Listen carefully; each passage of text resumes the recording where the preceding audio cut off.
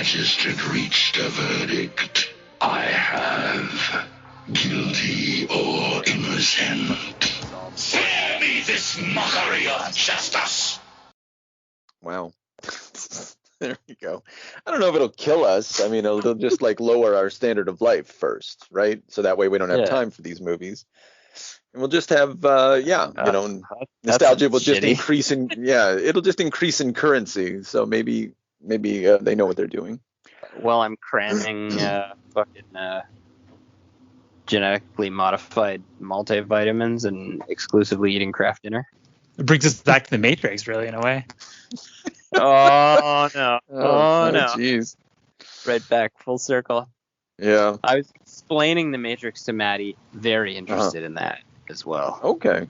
Very interested in the idea that we live in like a horrific video game and that those robots are juicing us for our energy. Gotta learn sometime. Yeah. Yeah, you gotta learn the facts of life sometime. Well, the funny thing is too, like, because video games are so far ahead of when the first Matrix movie came out, sort of like creepily envisioning that becomes easier, I think. Yeah, I'm not ready to imagine that I'm a brain in a vat yet.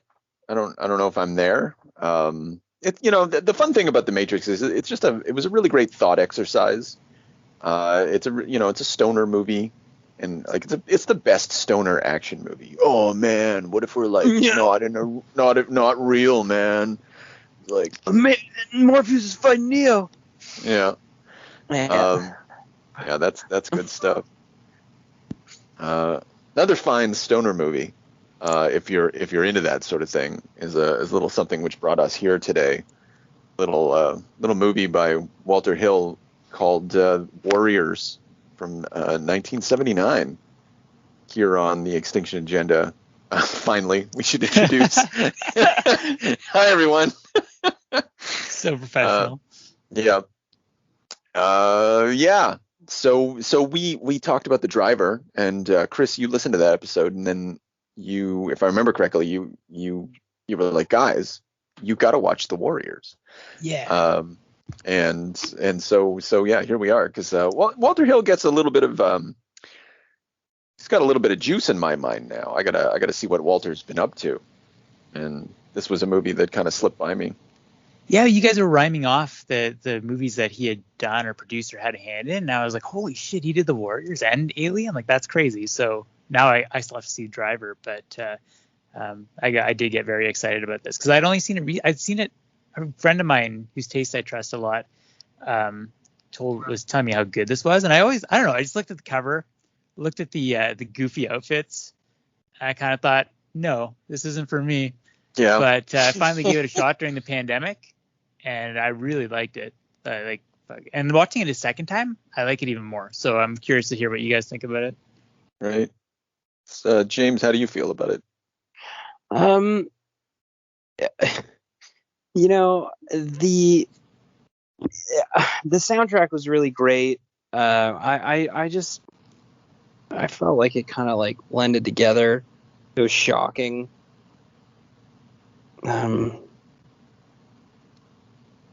Yeah. I gotta think for a second. You guys go ahead. Okay. Yeah, all right. So I don't know. I don't think I actually liked it. Sorry. Like I can really see the appeal. I can really see the appeal. Like, it's very campy, sometimes in some of the best ways. But I found it kind of like, the whole time the movie's happening, I'm just thinking about how much these guys are running, and I'm getting out of the movie because I'm thinking about these people as actors, and I was just like, they must have been so tired all the time. They're just constantly running. They're just like, and they're like, no wonder they're so skinny and chiseled and cut, like, because they're fucking starving. They've just been running all night for nights on end, wearing like, half naked leather costumes. And so yeah, I didn't find the chase of the movie compelling, which in a movie like this is kind of a failure, at least on, with respect to me as a person. But yeah, but on the other hand, there's parts that I kind of like. and that I definitely see like the influence of. You I think you were saying like Frank Miller's Dark Knight Returns. Probably you don't have the mutants without this movie. Yeah, and there's a pop culture impact to this movie. I don't know if you guys saw the incidents that surrounded its screening. Did you? I did. Yeah, I did. Yeah. So there were three murders or like killings, I guess, like between I guess gangs that clashed either outside or going to the movie, and a bunch of incidents of vandalism and things like that. So the studio, like, they pulled all the marketing, and they offered to pay for security. So I think it definitely made a big impression on a lot of people. It was also like quite a popular and well reviewed movie as well. I found an article actually from the Washington Post discussing it from '79. There were some pretty great quotes in it, but I like their theater manager, I guess, in Boston, where I think one of the attacks happened. The guy just said, "I'll tell you one thing, we haven't done such good business in 15 years. Not since we had My Fair Lady." That's amazing. Yeah. Yeah, I think the problem, one of the I guess maybe one of the problems I have with this movie is its high camp status. You know, like when those baseball guys come out and the clowns come out and the mimes come out, and just like I loved the opening of this movie. I really truly did. Like for the first 10 minutes of this movie, like up until Cyrus's assassination, I was like, this is cool. I loved the soundtrack. I loved like I said, I thought I was getting in for a John Carpenter movie, and I don't quite think that I got a John Carpenter movie, which is fine because it's a Walter Hill movie, right? But the I like the spareness of the opening. Like, you're just told, like, Cyrus is calling us. We got to bring weapons. No, man, we're just like everybody else. 9 guys, no weapons. And I was like, oh man, is this going to be like a battle royale? Like, what am I getting into here? And then and then it kind of just turned into a big chase scene. And then they floated into they had the Cyrus guy float them into this weird universe with all the gangs, and then you thought he was like unifying them. You kind of knew something bad was going to happen. They were bucking against the leadership of the Warriors and stuff, but then, like, I feel like the execution threw me right off. Like, I thought the whole fucking film was going in a completely different direction. I don't know where I thought it was going. Like, more of like a unification of gangs for like anarchy. I don't know, like a fucking like a Dark Knight Rises sort of thing. Yeah. Right. Yeah, like a Joker sort of like. Then it just sort of like. I don't know if that makes sense. It does make sense. I like, because you get Cyrus's speech and, "Can you count, suckers?" And just like, if you guys can count, then nothing can stop us, because there are 6,000 or 660,000 of us and only 20,000 police. And you get kind of psyched up by his thing. Can you dig it? Yeah, and I like that, and there's something raw about that, and something like about real politic about that. It's just like, we've been fighting over turf, and it's all our turf, and you start thinking about kings, and you start thinking about, like, where does power actually come from? And you clued me on to the fact that this is based off of, well, one, it's based off a novel, but the novel is based off of an old Greek story about an army that had to do a forced march, and in that original scene with Cyrus is reminiscent of where government and power actually emerges from, and I think that's what interested me about the beginning of the movie, because I thought it would play more with those ideas. And, Well, okay, did you? It's based on a story by Xenophon called Anabasis, I think, which I guess roughly translates to the March of the 10,000. So this may make a little more sense if you hear this, because Xenophon was actually a professional soldier. His mercenary band got hired by Cyrus the Younger to help seize the throne of Persia from his brother. And they battle, they win the battle, but Cyrus is killed at Babylon. So the Greeks have to make their way back through hostile territory. So that's the basic germ of the idea that gets translated into the novel. Yeah, but like this movie's so fucking campy that like it kind of gets like all that stuff gets lost. Like it's kind of window dressing.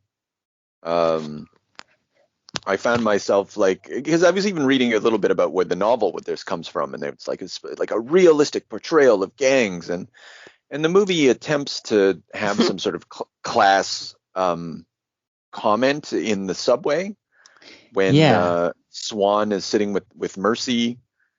That's her name, right? I think that's her name. Yeah, and the people are coming from the prom or something like that, all decked out late 70s style. Yeah, and they're just like, it's very awkward, and that is a moment of sort of comment, but it sits out. It doesn't.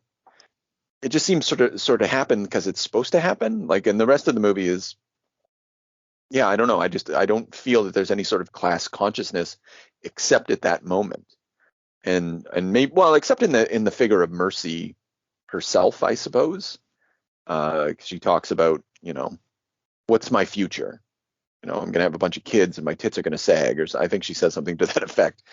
So I'm just fucking a bunch of guys right now. And Swan disapproves because he's very stoic. He's very stoic.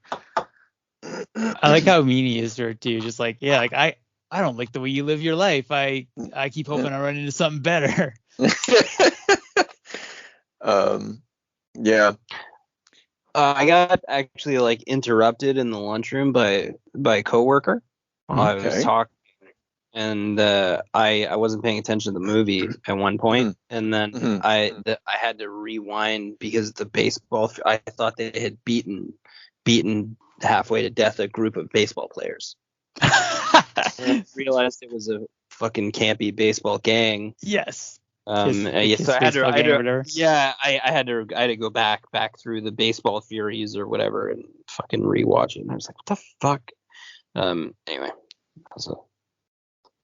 to sort of like, you could comment on the like how campy it was. I was like over the top to a point where you were like, what am I looking at? Yeah, that was jarring. Yeah. The shit. I like the action of this movie is very post Bruce Lee. Like I think Game of Death is out shortly before this. Like and the way they're fighting, and even the riffs are very like, they're the Bruce Lee gang, where Cyrus comes from, and and yeah, just all the fighting is, it's not as good as Bruce Lee, of course, but you can just see it in the choreography. You can see that that's how you do it now, and that's how they're doing it here. Sort of a knockoff kung fu. Yeah, that's fair. Yeah. I didn't think about it at the time, but I really liked some of the like heavy duty, like some of the actors are like really not big actors, but had like big careers in a lot of different like 80s movies and 90s movies, like the actor that played Luther, like, oh yeah, he's such a fucking steady hand in a lot of movies. Speaking of The Crow, that guy's awesome. Back by talking about T-Bird right now. Yeah. Yeah, man. Fucking awesome. Anyway, yeah, he's great. But I don't know, I just like some of they were so young when they filmed this too. Some of them, it took me a while to like place them. Like the guy that plays Ajax, his name's James Remar, I think. Yeah, I don't know how to pronounce it. Remar, something like that. Yeah, that guy's he's a huge actor. But they're not like, the people in this movie weren't like, none of them ever like went on to be like fucking full A-list celebrities, but they're all like, and working actors. A few of the actors were like big working actors, like just on a lot of different shows. Like actually, I think James Remar is Dexter's dad in the. I've never seen Dexter. TV show. All right. I really enjoy Dexter. But. Well, there we go. Yeah, Ajax is a funny character. This movie throws around the other F-bomb that's pretty regularly, particularly with Ajax. Yeah. Like I like that that's his response. What, like, you going fag on me? Yeah. It's just like how he thinks about everything. You're just like, oh God, and to the movie's credit, like, he's the sort of rogue violent element of the gang, which gets, it doesn't survive the culling. He goes back to pretty much try to rape a woman, and he gets caught for it. He gets brought to justice, and Yeah, because it's a cop yeah. setting up a sting in the park. He makes a really valiant effort to he cuffs him to the bench, and he's dragging the bench, taking a swing at her, and then the two cops like rush him and beat him, but he gets them pretty good too. Yeah. Well, I guess he went down swinging. Yeah. Yeah. I honestly found it almost like a musical. Yes. Yeah. Oh, at times. Yeah, man. It was like all filmed at night, and Mm. everybody was wearing bizarro costumes, and it was just a weird like cityscape. It was like a fantasy world. So like that I think, like, to have the gritty, like the way the gritty realism was, like even the first gunshot, like the assassination and the beatings and stuff, but then also have it like fucking be like Peter Pan. There's like about Peter Pan earlier, but there's a fucking roller skate gang. I'm looking at it right now. I got the movie. Yeah. I got the movie on in the background. It's not only the roller skate gang, but he's in overalls, and like he's slowly going down. And actually, in my notes, it says "All the Terror of a Village People" song. Like that's like this movie's James, comparing it to a musical is more appropriate though, because it is like this. You could very easily make like a version of Cats or something out of this, right? I was gonna pitch that to you guys. It's very like, guys, listen, like, yeah. Even the way the guys are, like, even when they're like basically like sexually assaulting women and stuff, they seem so gay. they're village people, like they're all like leather clad and have a lot of skin. They're all beautifully clean shaven. They all have square jawlines and gray hair. It's ludicrous. It's the guy who like gets them into trouble for like witnessing Luther kill Cyrus. Like, he looks like Kevin McDonald from Kids in the Hall. Like, these do not look like tough dudes. No one does. No one in this fucking movie looks actual tough. And I think that's what adds to the musical element. Yeah. Yeah, that's true. That it definitely they look like pro dancers, all of them. Yeah, except that kind of like build, that physique. I was gonna say, except the again, I'm looking at the roller skate fucking guys right now, and these are some big fucking dudes. Like, they're easily the biggest bruiser fellas in the entire movie. But otherwise, everybody's very skinny and very like a dancer, like you were saying. Yeah. And they even fucking have one of their like battles against these large overall guys in the fucking men's room, and you're like, how much could you code this? Yeah. How much could you code this? Yeah. They all bust out of the stalls. Super queer. Yeah. It's yeah, you can get that reading for sure. Yeah. Well, yeah, but like, whether or not like it no one's saying anyone's actually homosexual or whatever, but there is a queer element to this movie where like everything's just a little, even like the Lizzies, right? When it looks like they're coded like a bunch of butch lesbians generally. I think there's some femmes in there, but a lot of the figures that you meet, at least, could be coded as, just kind of, they're just little gender non-conforming or sexual non-conforming, something like that.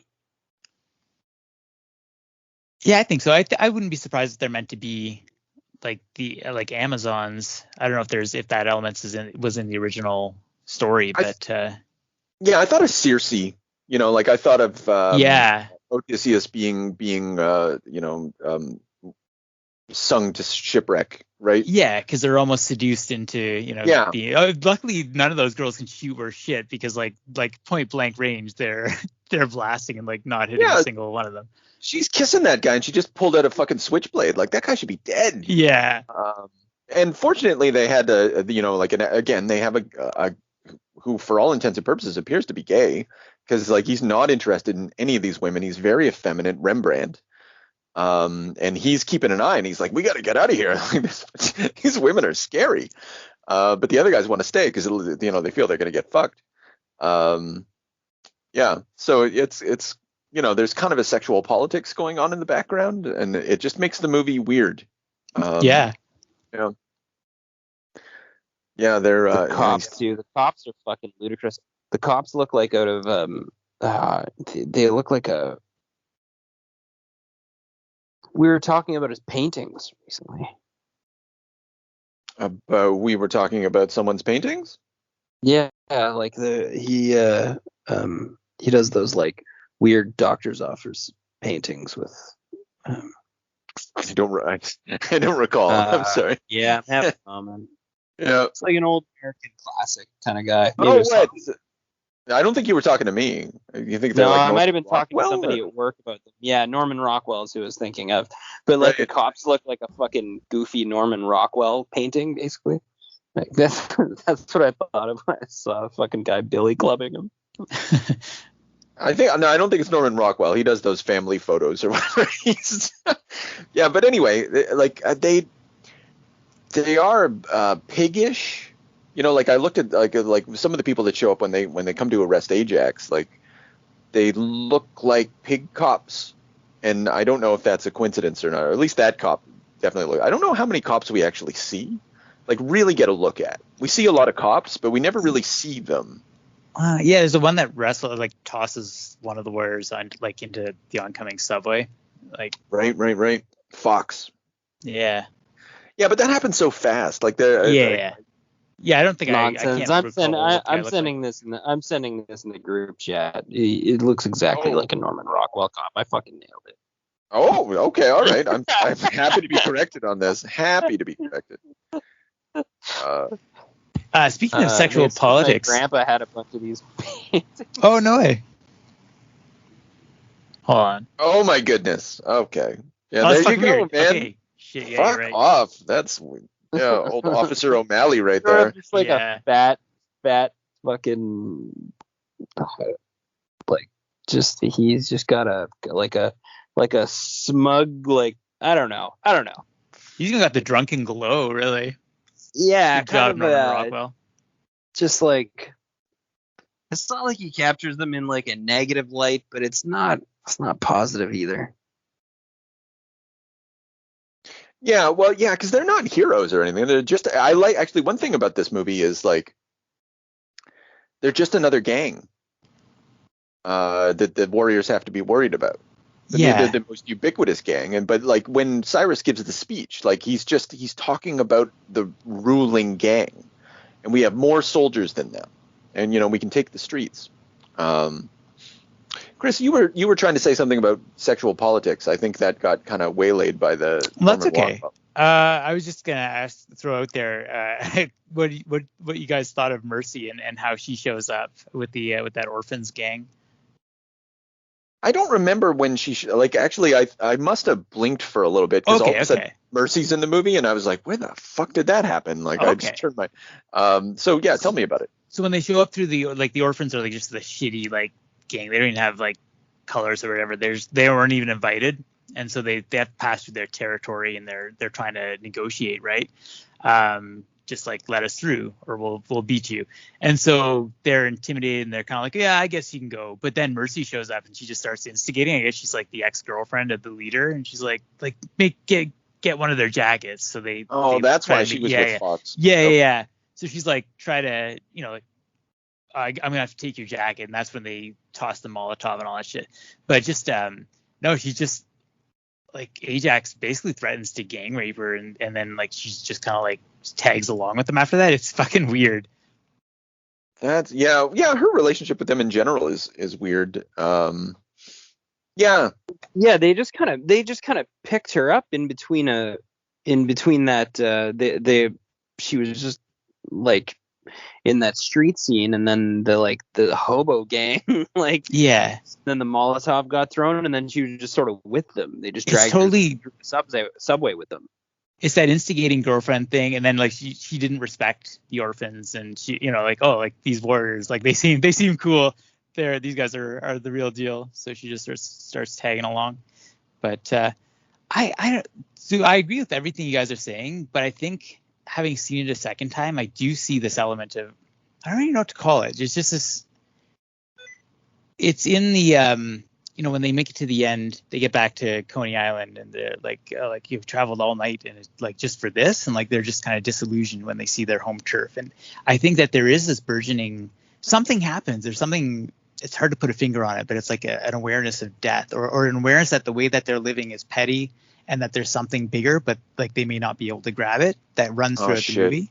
And she's like that too, right? It's like that they have those conversations about, you know, when they get there, and he gives her the corsage, she's just like, I just don't like seeing things wasted.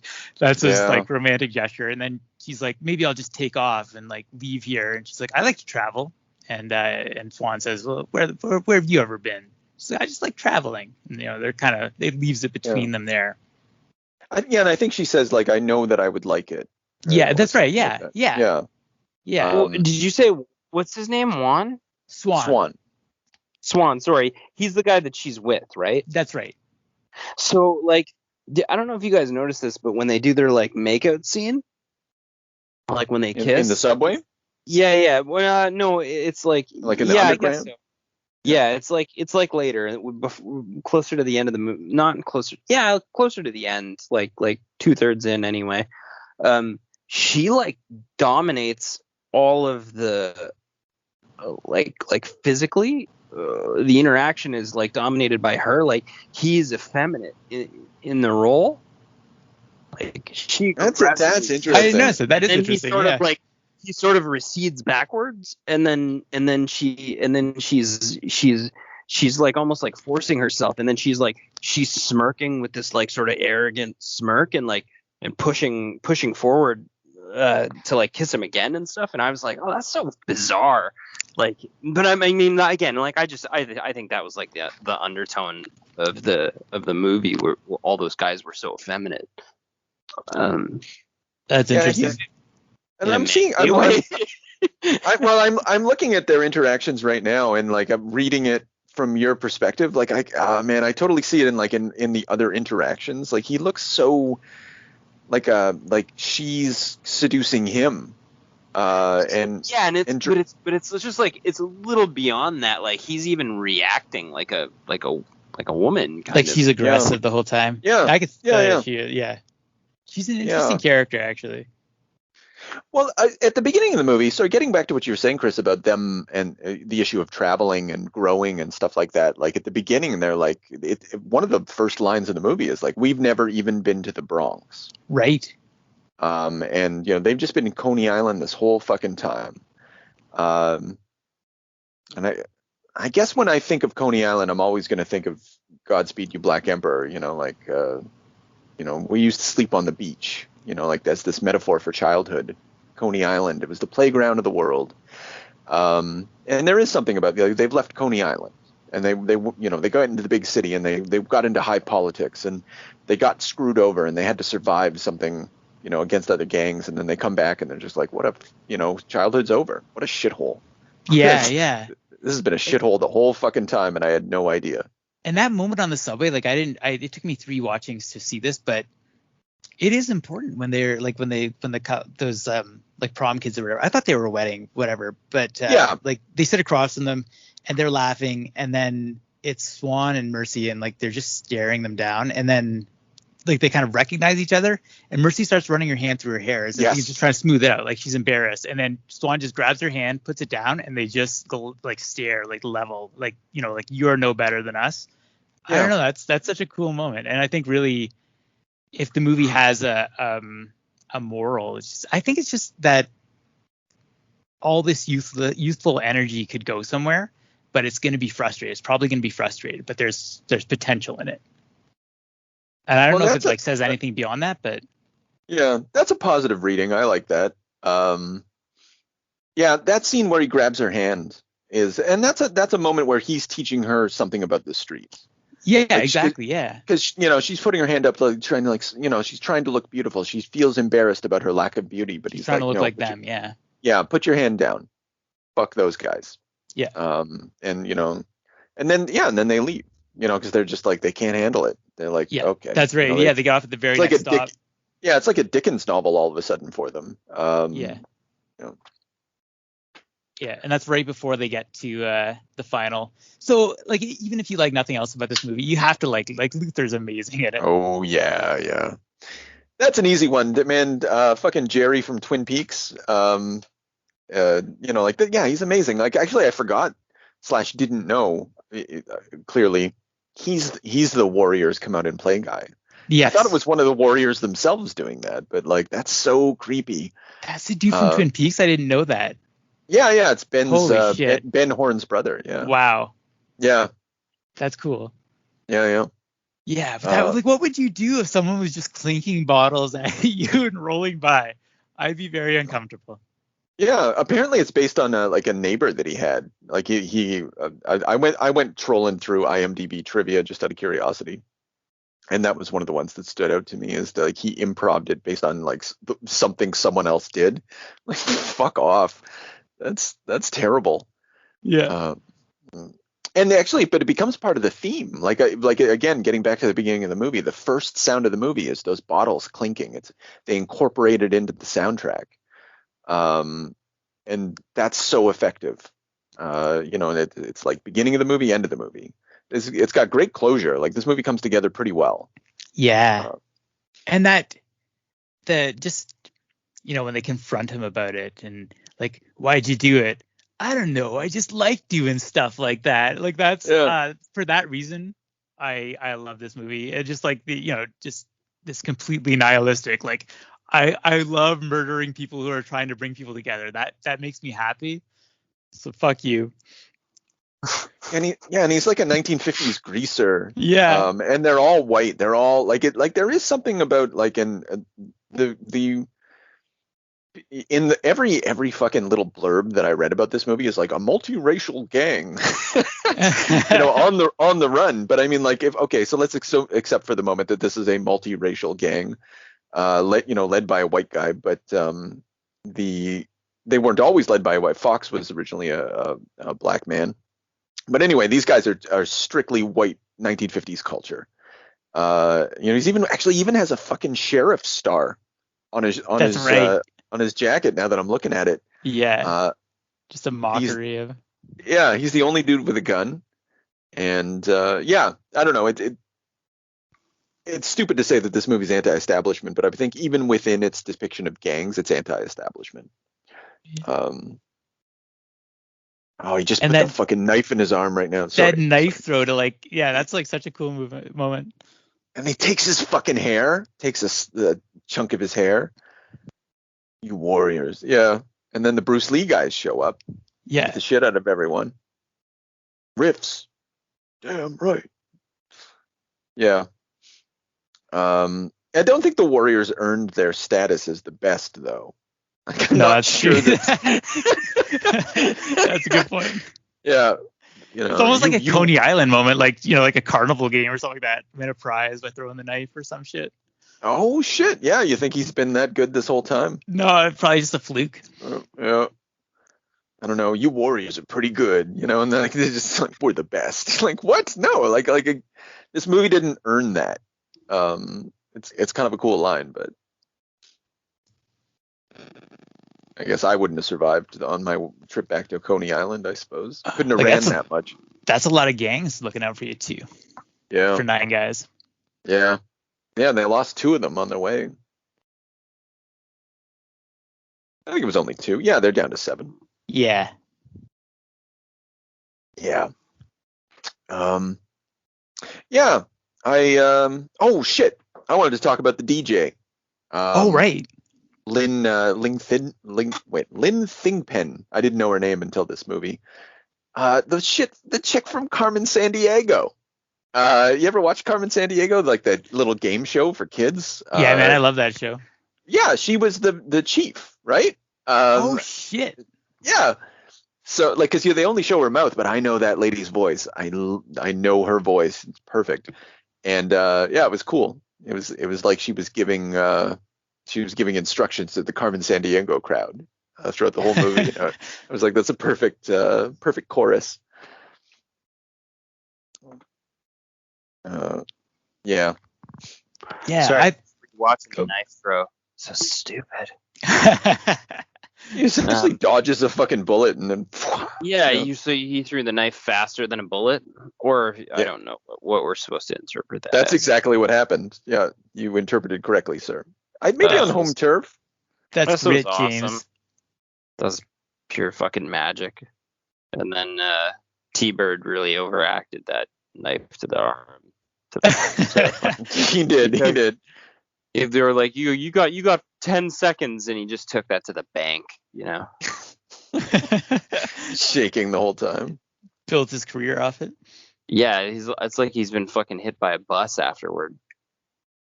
Admittedly, he's a quivering piece of shit, and he got a knife shoved through his forearm, so that might actually hurt a lot. He's not a stoic character. True. Yeah. Yeah, and I think if you go back to, like, in the again, I haven't read Xenophon's anything or whatever, but my understanding is they were fighting a Persian army. That's right. And I wonder whether or not, like, they're also within those layers of reference, like, meant to be Persians, the effeminate Persians. My brother is dating a Persian now. Okay. This just in. We already had a Thanksgiving dinner also, and I cracked a joke about it too. Okay, there we go. Yeah. That's classy. We all know what you're supposed to do with Persians. No, I don't know. What is this? What are you talking about? Frank Miller's taught us, bro. Okay. What, you mean, like, stab them or whatever? Like, yeah. Kick them into your hole. That's it. Yeah. This is what we do. I'm sure she appreciated that. I'm sure that went over really well. Oh no, she wasn't there.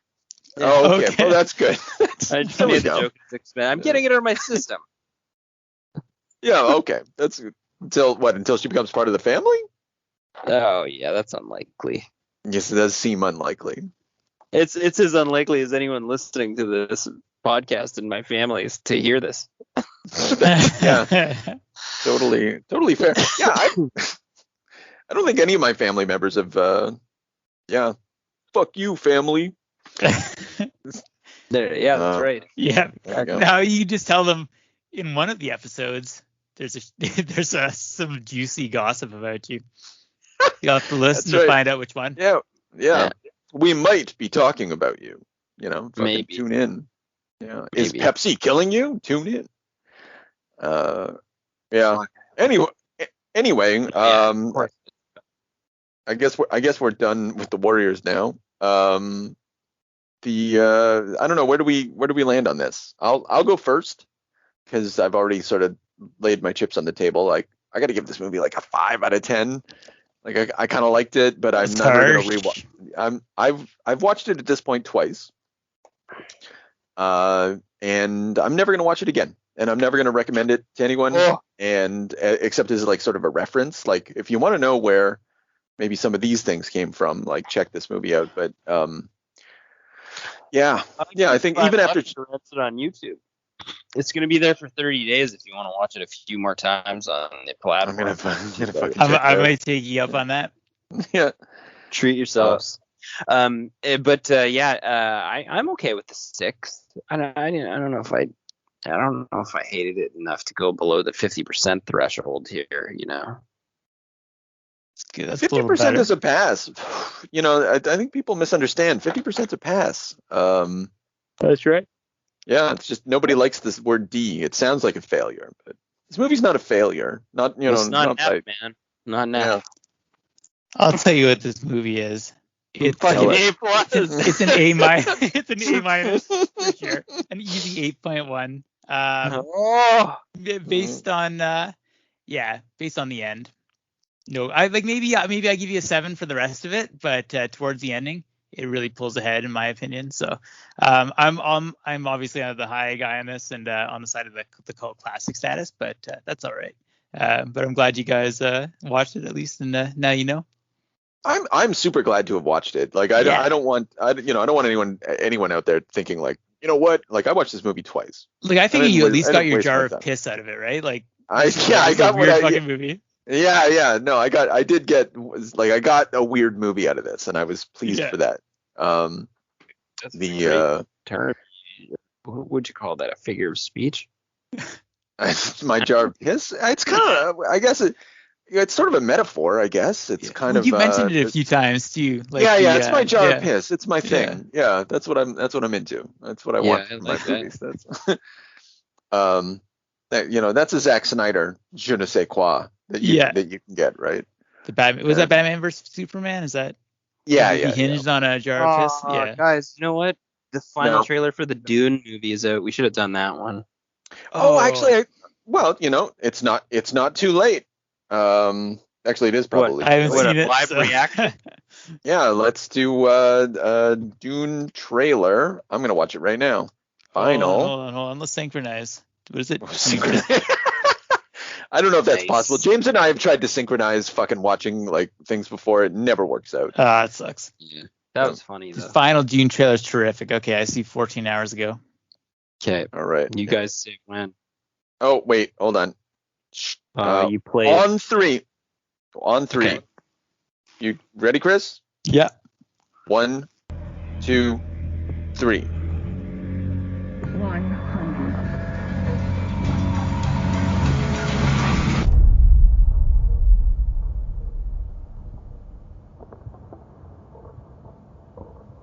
100,000. I said. I heard what you said. Buy her. I have 100. Buy her. 150. 200. 250. 350. 350,000. 4. 450. 450. 450,000.